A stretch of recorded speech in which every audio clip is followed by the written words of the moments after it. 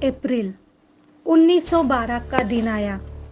इस दिन टाइटैनिक यात्रा के लिए रवाना किया जाने वाला था, लेकिन उस दिन कोयला मजदूर हड़ताल पर थे। टाइटैनिक को 600 टन कोयले की ज़रूरत थी।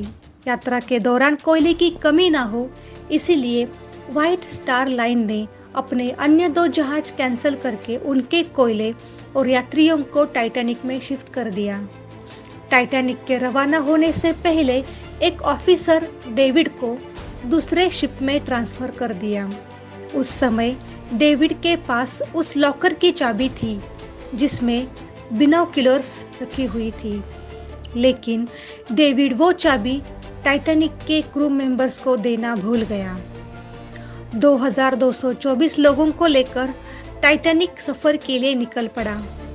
समय बीत रहा था। 14 अप्रैल 1912 को सुबह टाइटैनिक रेडियो ऑपरेटर को उनके क्षेत्र में बर्फ के चट्टान होने की पहली चेतावनी मिली।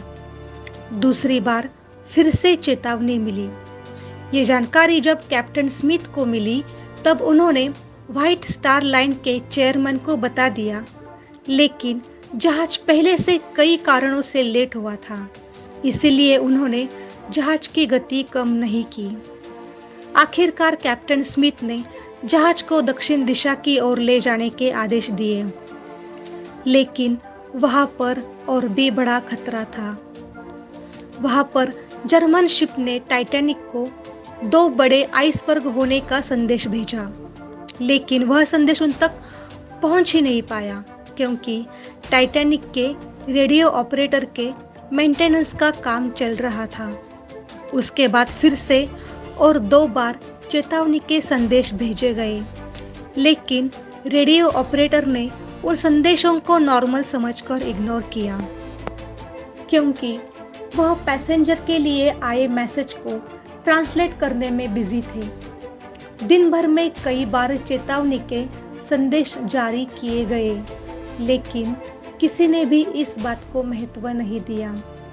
रात के 10:30 बजे के करीब कैलिफोर्निया जहाज के ऑपरेटर से एक बर्फ के विशाल टुकड़े होने की फाइनल वार्निंग भेजी, लेकिन फिर भी टाइटैनिक के रेडियो ऑपरेटर ने उसकी बात को काटकर अपना काम जारी रखा। लगातार मिलती चेतावनी के बाद कैप्टन स्मिथ ने 2 मेंबर्स को जहाज के आगे तैनात किया, ताकि कोई भी खतरा हो तो उसकी सूचना मिल सके। रात का समय था। चांद नहीं निकला था, बस तारे टिमटिमा रहे थे। वातावरण बहुत ही शांत था। कुछ समय बाद आगे तैनात किए गए एक मेंबर को कुछ क्षेत्र में तारों की रोशनी नहीं दिख रही थी, और वहां पर कुछ था जो अंधेरे से भी काला था और तारों को ब्लॉक कर रहा था। जैसे ही उसे ये समझा, उसने तुरंत सूचना दी।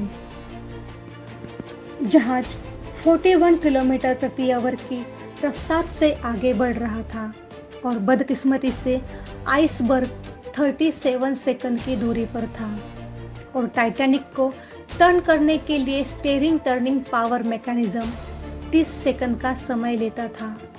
जल्दबाजी और घबराहट में कैप्टन ने शिप को बचाने के लिए टर्न करने की पूरी कोशिश की, लेकिन शिप 100 फीट ऊंचे आइसबर्ग को टकराते हुए आगे बढ़ा।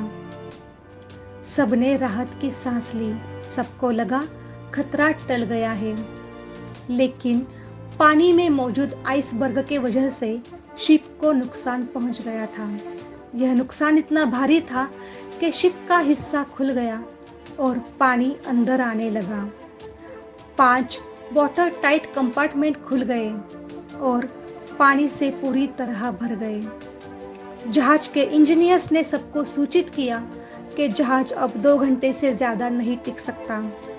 जहाज पर सिर्फ 20 लाइफ बोट ही मौजूद थी, जो 1200 लोगों तक ही पर्याप्त थी, क्योंकि टाइटैनिक के रवाना होने से पहले लाइफ बोट्स की डील कैंसिल हो चुकी थी। अब घबराहट और गड़बड़ी में पहले कई सारे लाइफ बोट्स अपनी कैपेसिटी से आधे ही लोग भरकर रवाना की गई। इस तरह से केवल सारे मिलकर सिर्फ 706 लोग ही लाइफ बोट से रवाना हुए। 15 अप्रैल की सुबह टाइटैनिक का आगे वाला हिस्सा पूरी तरह डूब चुका था और पीछे वाला हिस्सा काफी ऊपर उड़ चुका था।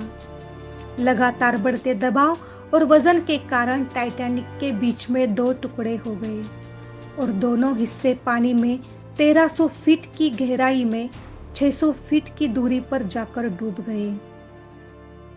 इस तरह से कभी न डूबने वाला जहाज ऐसे डूबा कि 75 सालों तक उसका मलबा भी नहीं मिल पाया था। इस भयानक घटना में 1500 से भी ज़्यादा लोगों की जानें गई थी।